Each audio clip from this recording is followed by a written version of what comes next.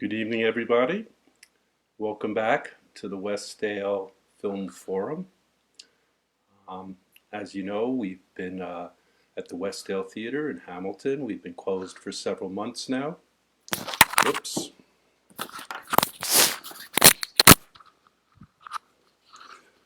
So sorry. I hope this is better. Please let me know if you have any trouble hearing me or seeing me. I appreciate any comments or reactions in that chat room so I know that everything's going okay. So, as I was saying, I'm the Fred Fuchs. I'm the chair of the Westdale Cinema Group, and we were operating the Westdale Theater in Hamilton, and things were just going great. We've been open for about a year, and unfortunately, we had to close, like everyone else, during this crisis. And instead of just waiting for it to be over, we decided to launch this film for on Wednesday night, and we would also start a bunch of film clubs.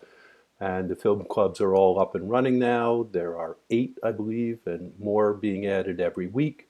And if you're interested in joining one of the film clubs, those are small groups of about 12 people in each of them. You please join and go to the Westdale's website, thewestdale.ca, and you'll learn about the different clubs and the moderators and what's going on there. And so far, it's been really great. And I think everybody's been enjoying it. So tonight, we're going to talk about certainly one of my favorite films of all time, the Godfather.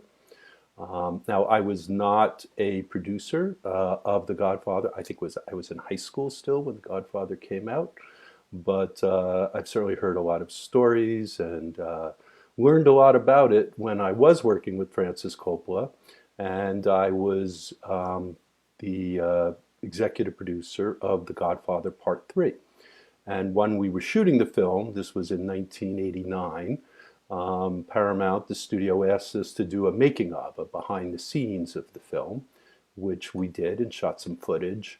And then we discovered there was all this other great footage that had been shot during the making of Godfather Part 1, and including screen tests of all the original actors and other behind the scenes stories.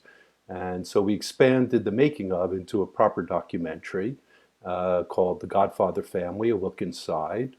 And it was suggested you might want to take a look at it. It was available on YouTube.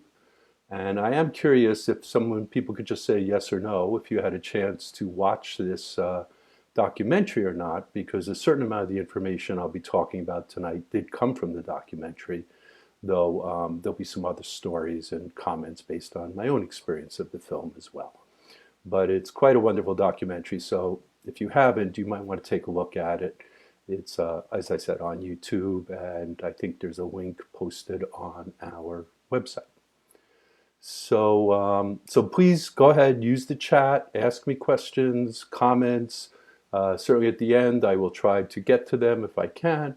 And meanwhile, we'll just sort of jump in and start talking about the movie and how it came about and some of the amazing things that this movie, as you may or may not know, when the film was released in 1971, it was the highest grossing film of all time, which is quite extraordinary, and because, of course, it was also a huge critical success as well.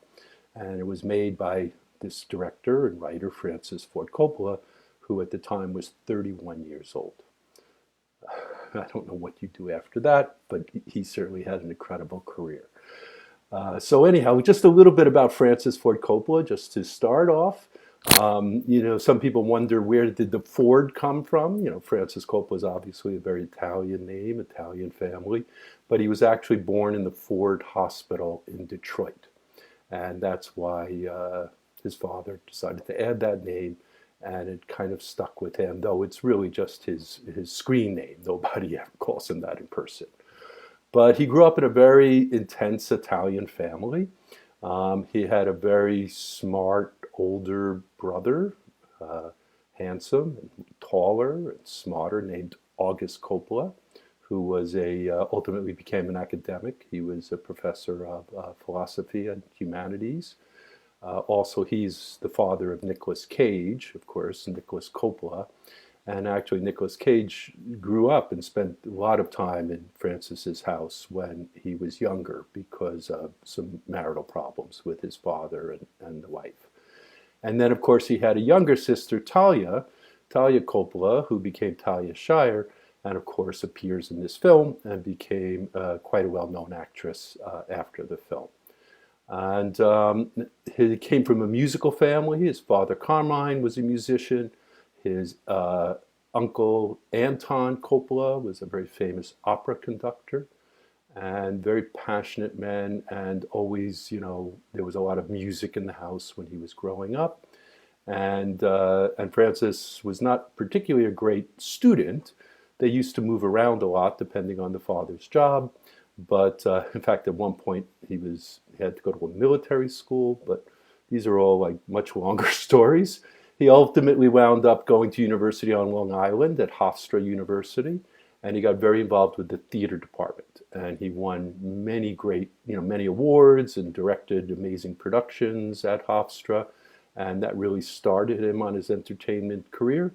And his theatrical, roots are very apparent in a lot of the films that he did.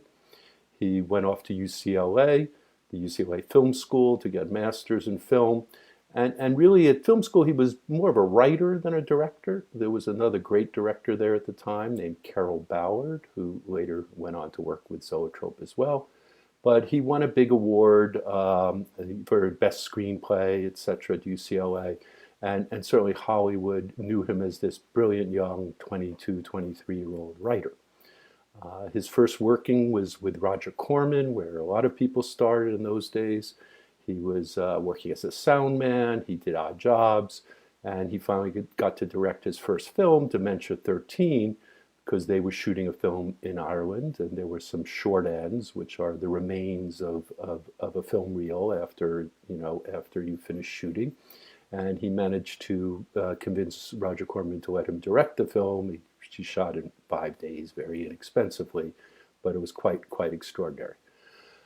And then he got to work as a writer. He started working for Seven Arts, which was a big studio. Ray Stark was running Seven Arts, and he wrote films like This Property is Condemned, Is Paris Burning? He was sort of a contract writer, and you would do whatever the studio told you to do. And if you would do a rewrite for a scene, you would just do whatever was required. And of course, one of his screenplays became very famous. It was called Patton, and it came out in 1970 with George C. Scott starring it. And Francis won the Academy Award for that screenplay and started to become, of course, known both as a director and a film writer. It's a funny story about that movie, Patton.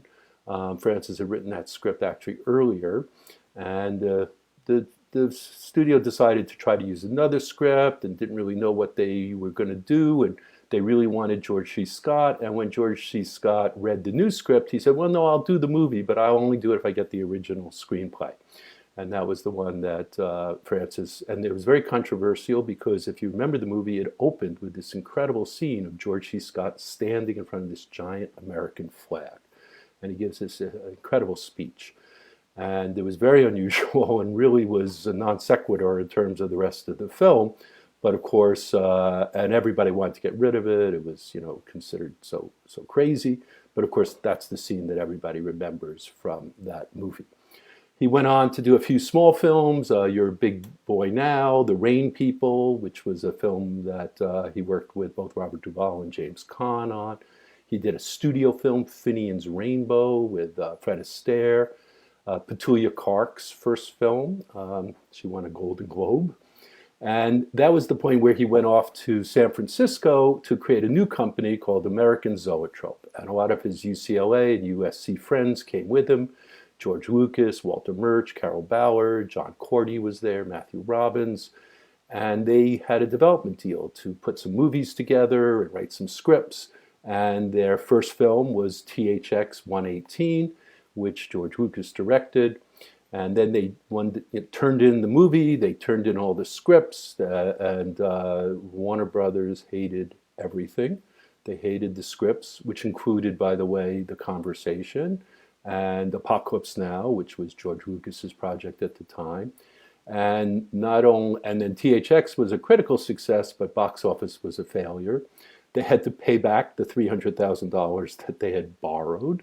And by 1969, American Zoetrope was ending. And Francis needed a job. He was married, he had 2 kids, he was 30 years old. And along came this offer from Paramount, which was to adapt this novel, The Godfather.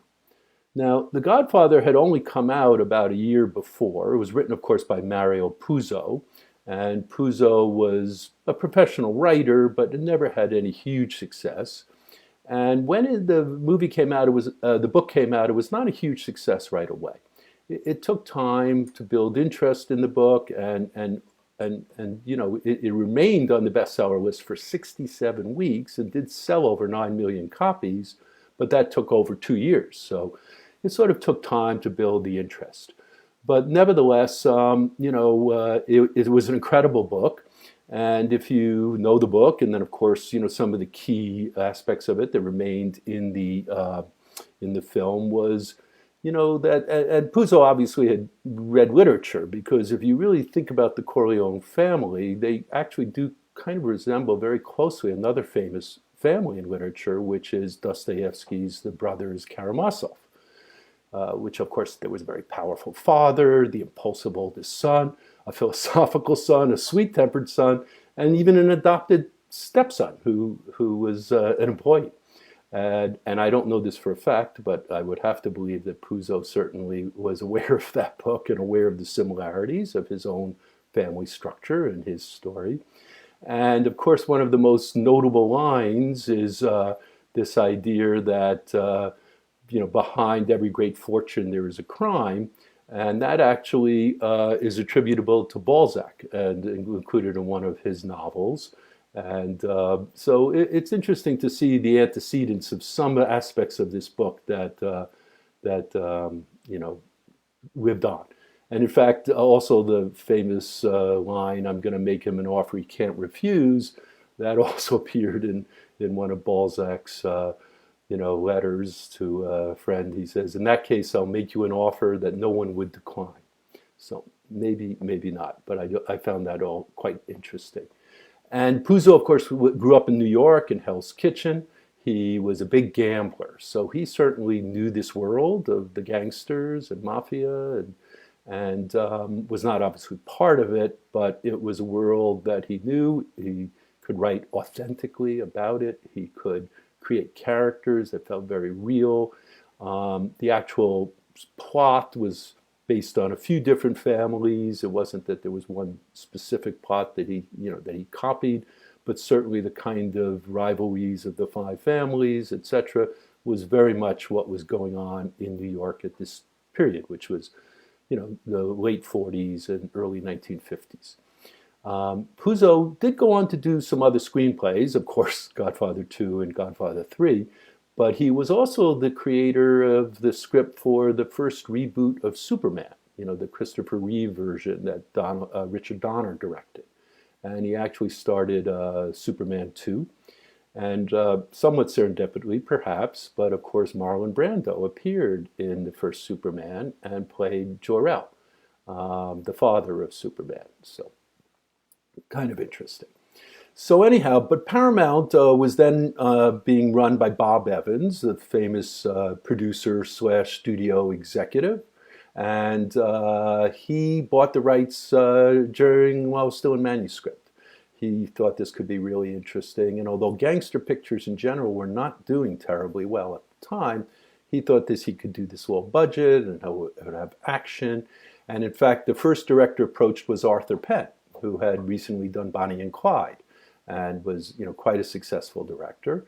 And Evans was a very hands-on kind of producer, and he had studio head, and he had really brought Paramount back to its glory days. We talked about a little bit of that with his involvement in Chinatown, but he had also done movies like Barefoot in the Park and The Odd Couple, and of course his big success was Love Story. Harold and Maude was another movie he had made.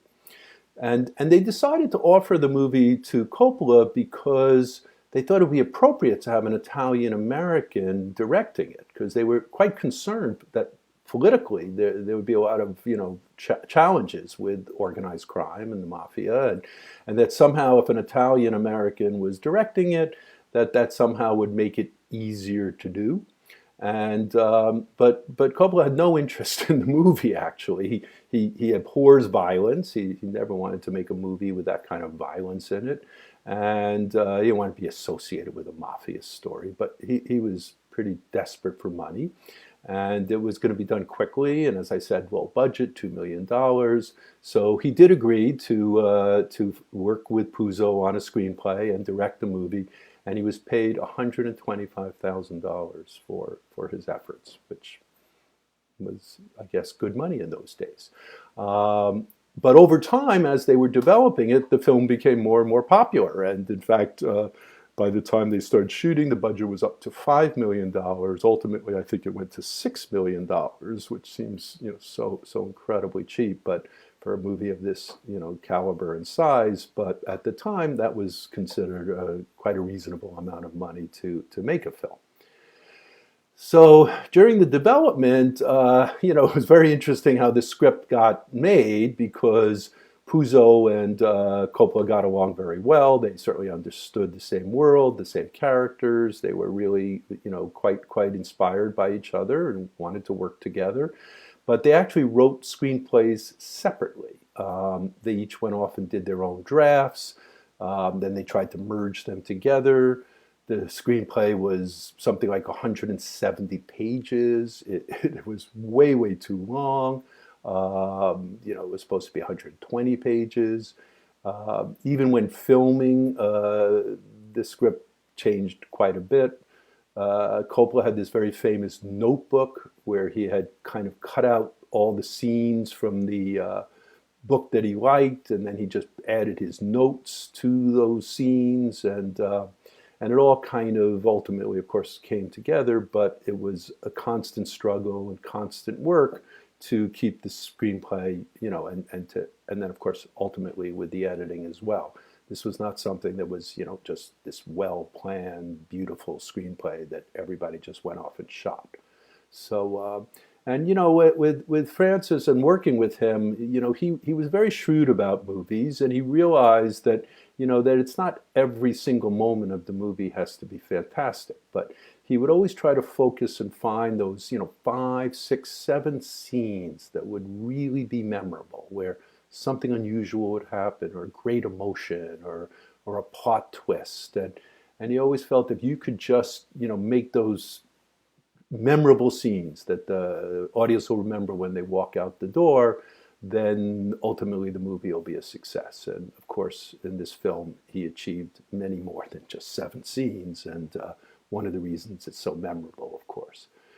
So when it came to casting the film, it was very, very controversial, of course, and Bob Evans wanted to have a hand in it. The first choice originally for The Godfather was Laurence Olivier. He seemed perfect to everybody, and Ernest Borgnine was also considered, and a very serious consideration. And of course, Francis always had one person in mind, and that, of course, was Marlon Brando.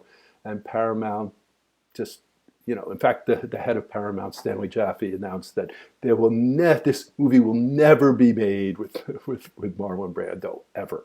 And in order to finally get him, he had to get Brando to agree to do it for not very much money.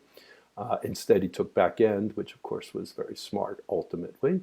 And that he, of course, had to promise to be on time and everything else. And he had to shoot a screen test, which was, humiliating, of course, for an actor of Brando's stature. But at this point, Brando had not been working very much in the 60s and had a reputation for being late and not on, difficult to work with and everything else. And Francis was very clever because he, of course, couldn't ask him to do a screen test, but what he did ask him to do was a makeup test. And the makeup test ultimately was presented to Paramount as the screen test. And if you've seen the documentary, you can see this original makeup test with Marlon Brando, and it's absolutely extraordinary because he was not that old a man at the time. I think he was only about 50 or so. and obviously was playing a character older, and the makeup was very, very worked on very, well, and of course he wore some kind of little prosthetic piece in his mouth to give him the jaw and all that kind of stuff. And of course, it's interesting because when you do look at the makeup and you look at what he looks like, he sort of resembles a bit, of course, Orson Welles in a film called Citizen Kane. And if you remember Citizen Kane, Orson Welles was 26 when that movie was made, and he had to play a much older man. And it turned out to be very successful. And I think perhaps, I don't know this for a fact, but they were influenced by the way the performance of Welles in Citizen Kane. So, of course, for Michael, from the very beginning, Francis only had one choice, and that was Al Pacino, and that was the face he saw every time he read the book. But nobody wanted Al Pacino. Al Pacino was not well known at all. He had done one small movie called Panic in Needle Park, which had some critical success. But so many screen tests were shot with lots of actors. Paramount thought, well, maybe Robert Redford could do it, and he could be Northern Italian. But ultimately, Pacino's tests were great. In fact, James Caan auditioned for Michael. They wanted him to play Michael. And that audition certainly didn't work terribly well. And who else tested? Martin Sheen, who also tested for Michael, and was later used, of course, in another famous Coppola film, Apocalypse Now. And everybody came in for these tests, including Robert De Niro. And Robert De Niro also tested for Sonny. And his screen test is just, phenomenal, but would have been, unbalanced the film. I think it would have been just almost too powerful. So ultimately, Pacino did get the role of Michael, and everyone was still, incredibly nervous about him. They didn't like the dailies, and it was a very stressful time for Francis and Pacino, until, of course, he did the famous scene with the shootout in the restaurant, and the intensity of that scene when he kills Sollozzo and the police chief. From that point on, they were pretty happy. For Kay, Diane Keaton was Francis's first choice. Diane Keaton had hardly ever done a movie before. She had done a few small things, but Francis liked her. She was the kind of woman he was attracted to, and in fact had married a WASP woman named Eleanor Coppola, and she was eccentric. And Francis, he was very worried that role would be very boring. It was sort of just this plain, kind of simple role, and he was convinced Diane Keaton would always bring something just offbeat or a little bit different to the part. And I think she certainly did. And this went on, this really is the role that kind of got her career going. And James Caan, of course, for Sonny was a shoe, and he was pretty well established. He had done a number of films by that point. As I mentioned, he went to Hofstra University with Francis. He knew him from college, and Lainie Kazan was also there. And Caan was also in The Rain People, which Francis had shot about 2 years before. Francis always wants to work with his family, and so he cast his sister as the sister, and Talia Shire. People resisted that casting because she was sort of too pretty to be, an Italian, sister daughter. She was a little too glamorous, but it was an extraordinary bit of casting. Talia, as you know, went on to become quite famous for the Rocky films, and of course is the mother of Jason Schwartzman, and who frequently, the actor and director, collaborates so often with his cousin Roman Coppola, Francis's son. Duvall was a fairly easy choice, very well established, great actor. He was a little older; he was probably 40. If you remember, he was the star of To Kill a Mockingbird, he played Boo Radley in To Kill a Mockingbird, and had been in MASH, and of course starred in THX 118, also had been in The Rain People as well. And then many great character actors, Telly Savalas and Richard Conte, and these were all like really the top character actors playing most of these other roles. the end of the day, what is this about? It's a movie about family, and that's ultimately why Francis did it and did it so incredibly well because family is the most important thing to him, and of course to many many Italians. Uh, there's a great line in the film. Don Corleone says, I think, in fact, in the opening scene, a man who does not spend time with his family could never be a real man. And this idea of family extended beyond just his immediate family. It became his film family.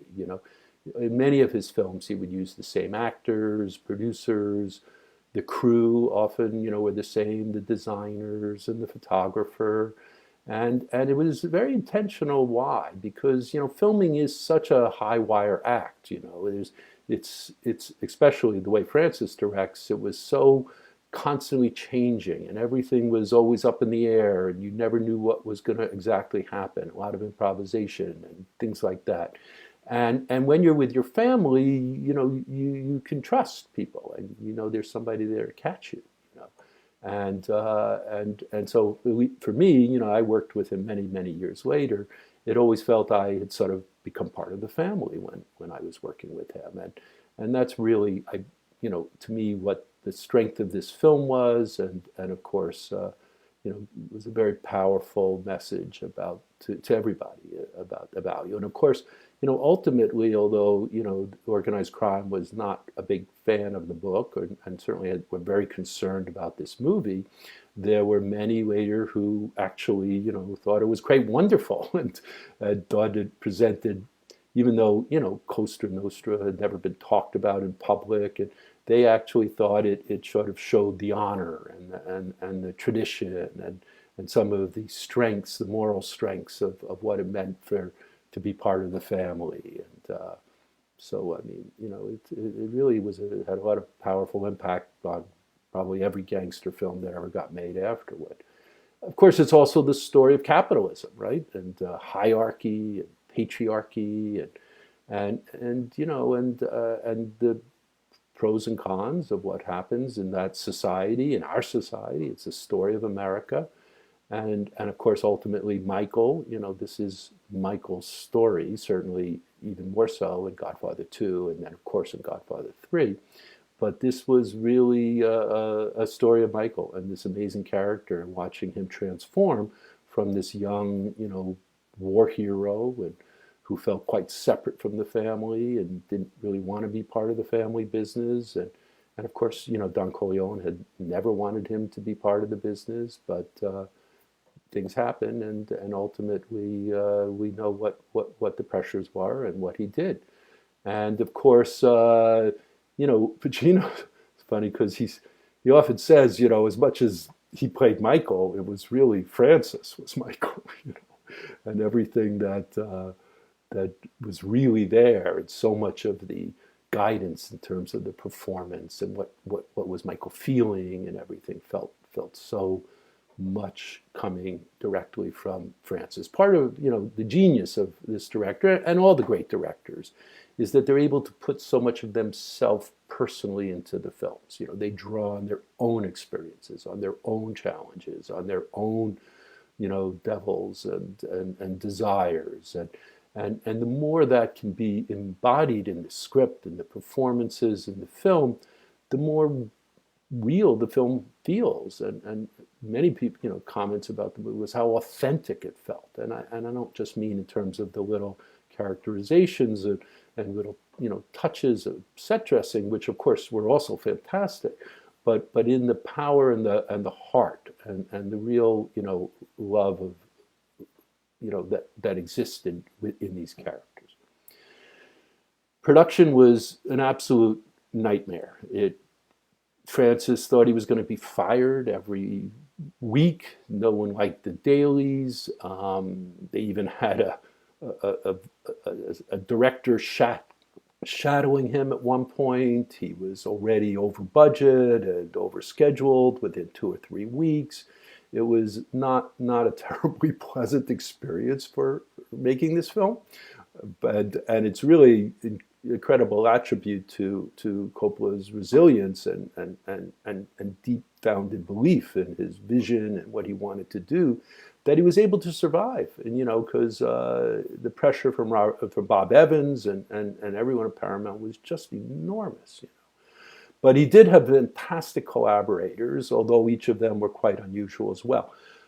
Quite famously, of course, the cinematographer, Gordon Willis. So Gordon Willis really did some very unusual things in terms of filming The Godfather and the way he lit it that were quite radical, believe it or not, at the time, though we now see it all the time. Gordon was from New York. He was, a New York film, maker, and certainly knew New York and how to film New York. And I think we see incredible use of the exteriors that they found. He had done Clute. He had done a few good movies, and of course he turned it down. He didn't want to do the movie. He thought it was very complex and weird screenplay, and it was very strange. But and Gordon describes himself as, he says, "I'm a minimalist. I see things in simple ways. It's human nature to define complexity as better. Well, it's not." I thought that would really summed up the approach that he took to this film. It was really classic filmmaking. It was very defined by composition, sort of tableau formatting. I think he shot almost the whole movie with the same lens. There's not a lot of, dolly shots or fancy camera shots or crane shots. In fact, as they say, you're never really aware of the camera, which is actually considered a good thing, right? You don't want to be observing fancy camera moves. That takes you out of the story, right? And he shot with very low light, obviously, and underexposed the film, which helped create that sort of sepia tone, which has now been imitated so many times. But of course, when the executives first saw the dailies, they thought there was something wrong with the way they were printed, because it was just, too strange and too dark. And of course, Brando's lighting was very unusual. His makeup, there was a lot of makeup being used, and so in order to light him, you had to light him from the top, otherwise the makeup would have been visible. And that kind of created those hooded eyes that you see in many of the close-ups, and which of course, ultimately worked very dramatically for the character, but also, came about because of a very brilliant photographer trying to do something, and of course working, with Coppola as well, but doing something unusual. And he went on to do many other great films. In fact, he shot many of the great Woody Allen films, Annie Hall, etc. He really brought subtlety and expression to, color film stock. I mean, all this had been done, of course, with black and white, but color was still being, discovered, and how to print it properly. Gordy's nickname was the Prince of Darkness. The production designer was Dean Tavoularis. Dean Tavoularis went on to do, I think, 12 films with Francis. He became his famous production designer.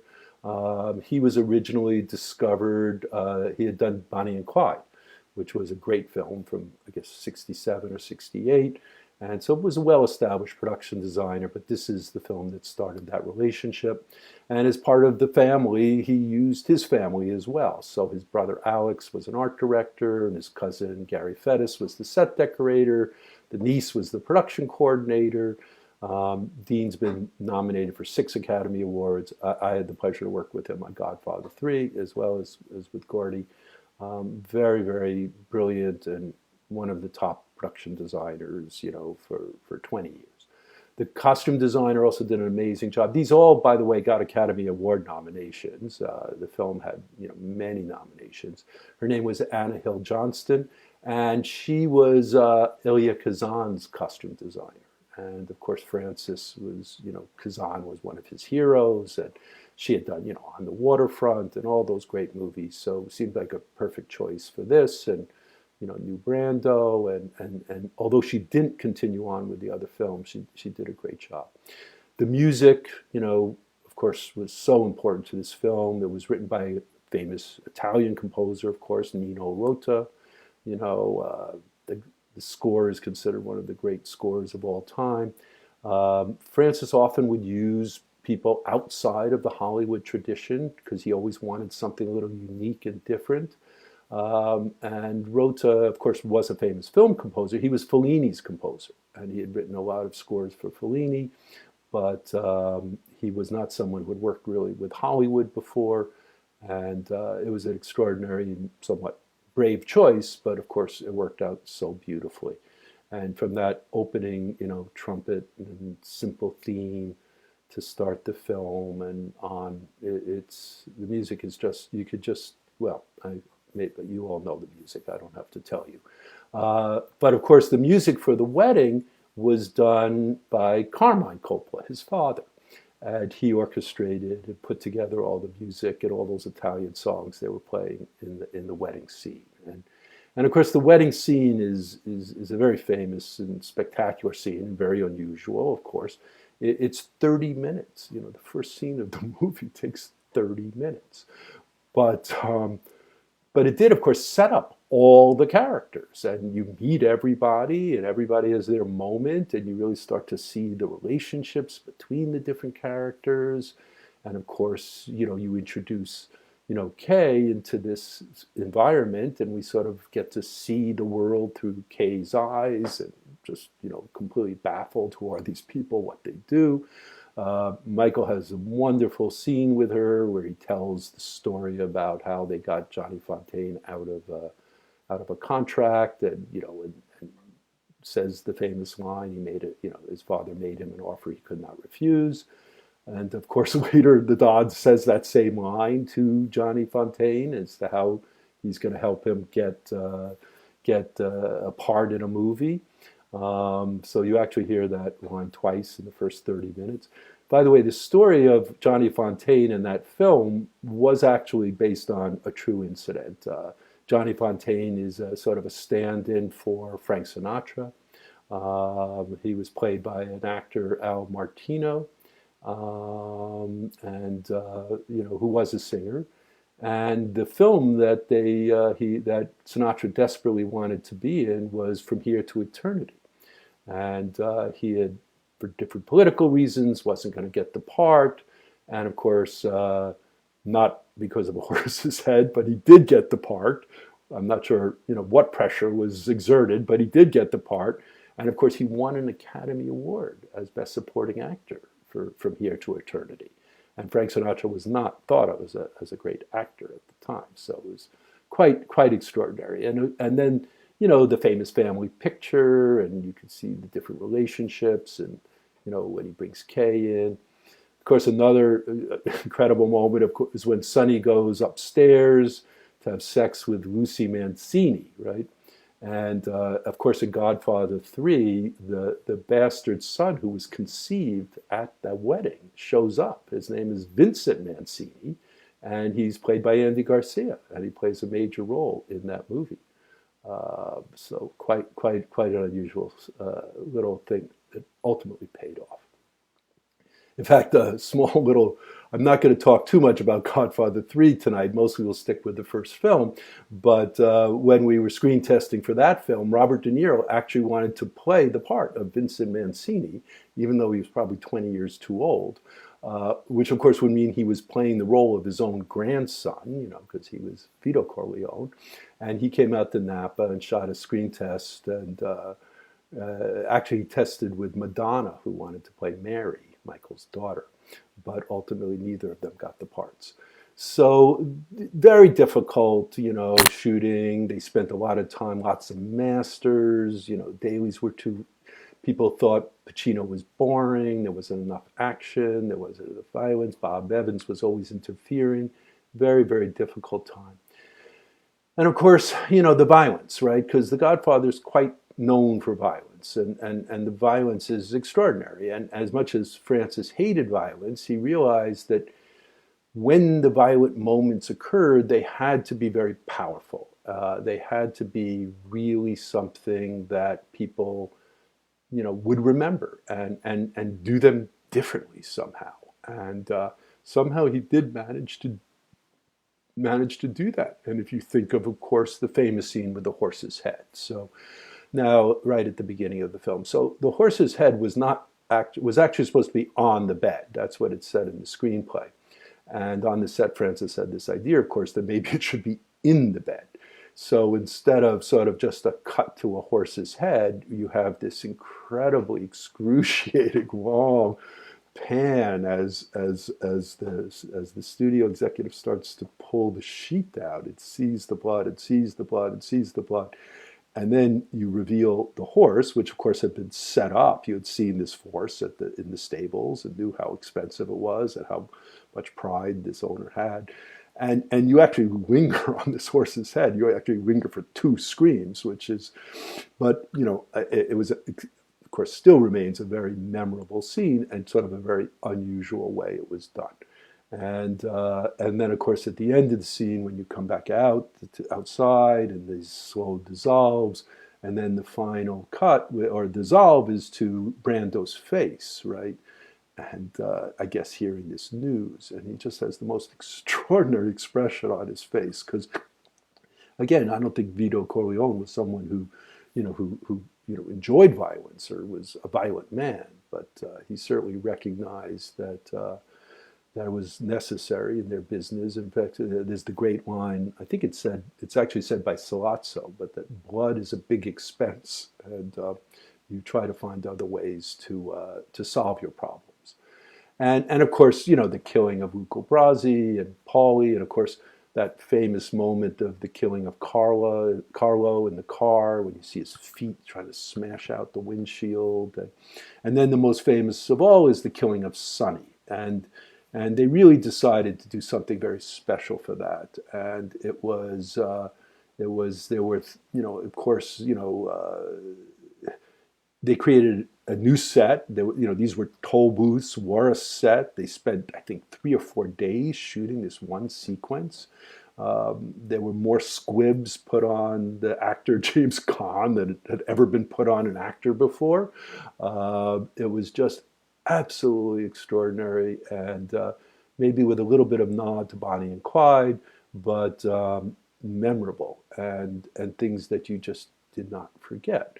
And I think also part of why these violent scenes were so powerful is that you didn't necessarily see them going forward. You didn't see them all coming. They often came out of a period of sort of a quiet part of the film, or where it wasn't necessarily expected. So what else? There are so many famous lines that came out of the movie: "Sleep with the fishes," "Go into the mattresses," "An offer you can't refuse." It became a very quotable film. So many wonderful textures with the family, and someone mentioned, the scene of Clemenza cooking and teaching Michael how to cook when they're all going to the mattresses. You never know when you need to know that. Fry, and of course, you fry onions, you don't brown onions, it's all the dialogue, every texture was very important. And of course, the other most violent scene, and someone was just mentioning, of course, is when, Michael kills Sollozzo, and what an extraordinary scene.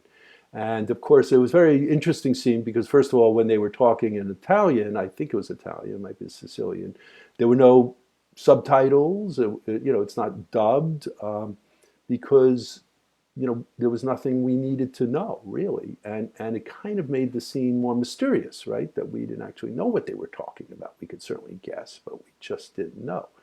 And of course, when Michael does come out, now one of the most extraordinary things, of course, in that scene and why it's so famous is the soundtrack, because this was all done later in post-production.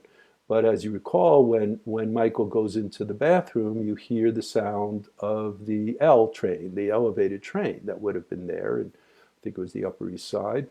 And then when he comes back out and he's sitting at the table, even though we know he was supposed to come out and shoot them right away, he didn't. He sat down. You start to hear the train again, and the screeching of this train, and it just adds this level of intensity to what ultimately is not the most, obviously he shoots these 2 guys, but it's not the most violent thing. But the mood and atmosphere that was created through that soundtrack, it was just extraordinary. And I think, and of course, there's no shot of a train. We don't know that a train even exists. but it's used so well in that scene to make that, a very memorable scene as well.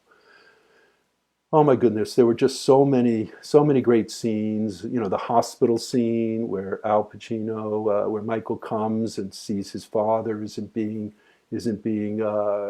guarded anymore, and has to quickly race him off to the other place, and there were problems with the script all along. And in fact, Francis brought a well-known script doctor to the set to work on it, Robert Towne, who later went on and wrote Chinatown. And as I understand it, he wrote those hospital scenes. And after, he does save him, Michael, sits with his father and says, not only does he say, "We'll get there, Pop," but his famous, line, of course, is, "I'm with you now." And that was really sort of the turning point for Michael, and his character and the film. And of course, the scene soon after that is the scene of, planning the war, right? With all the consigliaries and Sonny standing around, what are they going to do? And, how are they going to get Soasso? Again, a scene that Town was involved in writing. And originally in the script, Michael started the scene by saying, he wanted to kill Soasso, but the decision, it was rewritten. And of course now, what he has to say comes at the end of the scene as a solution. And then the famous moment, of course, when Sonny comes over and, bada bing all over your nice Ivy League suit. It's just great, great writing. So what else? The intense. So there was some great homages to other gangster films in the past. The newspaper spinning montage, which was always in the old gangster movies, and the garden scene with Pacino and Brando. That was also supposedly rewritten by Robert Towne, where again he says that line about, "We'll get there one day."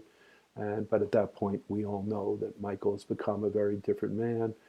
And then there's in that scene, again, it's composition. So most of that scene is actually played in an incredible two-shot with Brando sort of in the front and Michael slightly behind. And so there's no cutting, and there's no camera movement. They just set up these beautiful compositions and tableaus, and they just let the actors play. And throughout the film, this is the style they embraced, and why the film feels so classic and so brilliant. And of course, that's where the famous lines, from "I never wanted this for you," there was never enough time, and of course Michael is saying again, "We'll get there," and then, Don Corleone tells him exactly what's going to happen and how to be prepared and ultimately how to win this war, which he, of course, does. Then, right after that is Brando's death scene in the garden. And the story goes there was no time, so they had to shoot with two cameras, one on the boy and one on Brando. And nothing had really been written. This was all kind of improvised by Brando, and running around and putting the orange in his mouth. And the light was going, and Gordy Willis was one of the first, or there were many, who really believed in the sunset hour and getting that magic at magic hour light, which means it lasts for like 45 minutes and you have to shoot the whole scene or else it just doesn't work. So they got it. They got the scene. It was, of course, quite memorable. And then and then later with Tessio. Oh, and then of course the scene with Connie, with her confrontation with Carlo. That was all done in one take, as you probably noticed, where we follow from the kitchen to the dining room to the parlor, back to the kitchen with the knife, and it's just absolutely incredible how that was shot.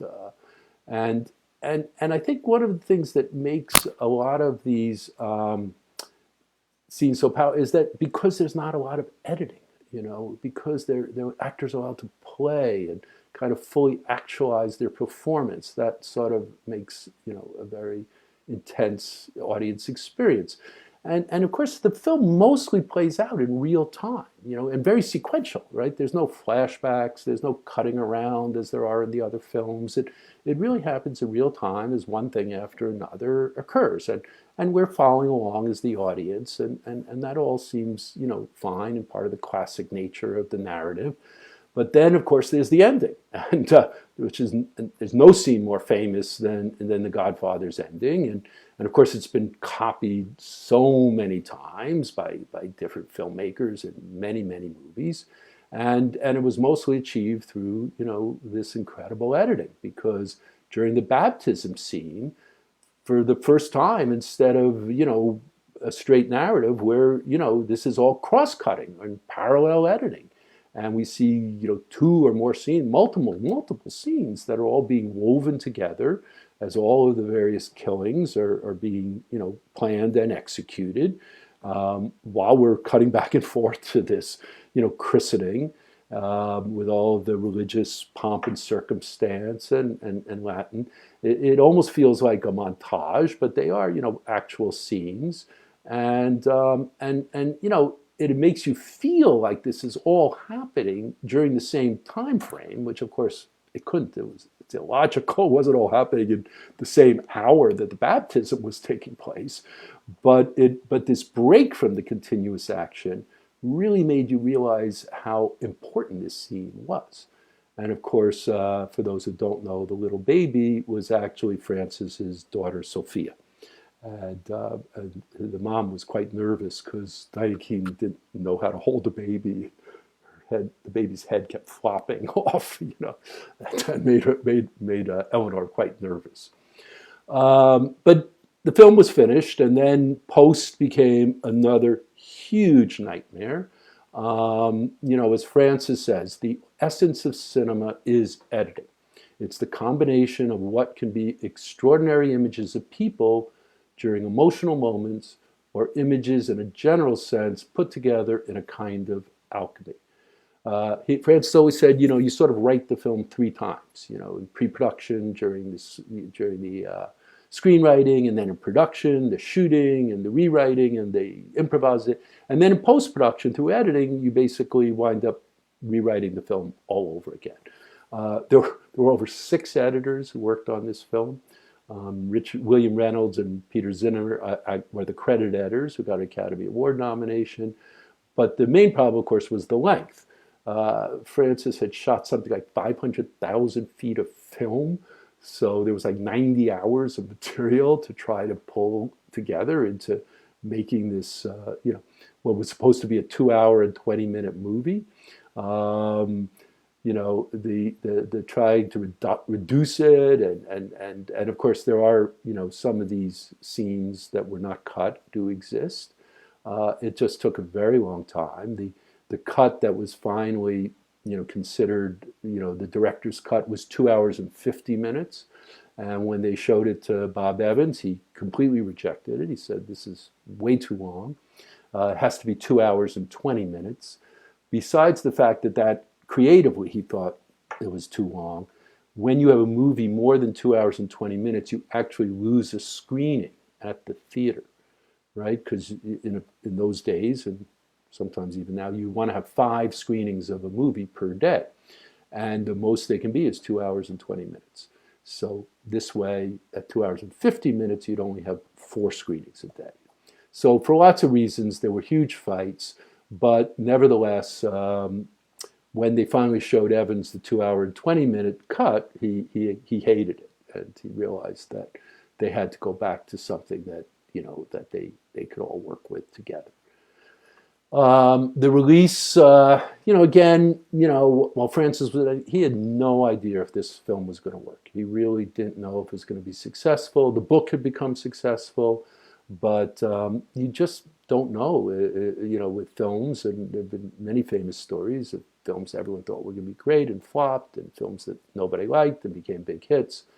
And of course, in those days, you didn't release a movie in 3,000 screens. A big release was 40 screens, in the major cities. And then you would just, roll it out into the smaller cities and everything else. And the film became hugely successful. I think it stayed in the movie theaters for over a year. It grossed over $150 million on its first release, ultimately 246 million or something worldwide. At the time, it was the highest grossing film of all time, to be eclipsed soon by Jaws and Star Wars and other movies like that. And it was almost universally praised by the critics, and everybody loved the performances, particularly of course of Brando, who won an Academy Award, and Pacino, and the directing and screenplay, and completely revitalized Brando's career, launched the career of Pacino and Diane Keaton. At the 45th Academy Awards, it won Best Picture, it won Best Actor, Best Adapted Screenplay. There were 7 other nominations. Pacino, Caan, Duvall all went up for Best Supporting Actor. Coppola was nominated Best Director, did not win. But a very, very influential film. It was considered by, I don't know, American Film Institute in 1990 the second greatest film in American cinema, except of course Citizen Kane. Vincent Canby, who was the New York Times reviewer, one of the most brutal and moving chronicles of American life ever designed within the limits of popular entertainment. Another sort of funny story is, of course, everybody wanted, another Godfather film, and Francis and Puzo were inclined to do it, and in fact, there were some stories left over from the book that they used, and they wrote a screenplay, and then there was a huge fight, and Godfather 2 almost never got made, and the fight was over the name of the movie, because Francis wanted to call it The Godfather Part 2. And Paramount said, no, we can't possibly call it that, because what if you haven't seen Part 1? And at the time, there had never been a film called Part 2. Sequels were just unheard of in those days. And when you think about, movie making today and how many sequels and Part 3, 4, 5, 6, it's kind of amazing. But that almost ended the movie. And then, of course, 18 years later, to bring all these actors back together and the crew back together to see Godfather, to make Godfather 3 is another story for another time.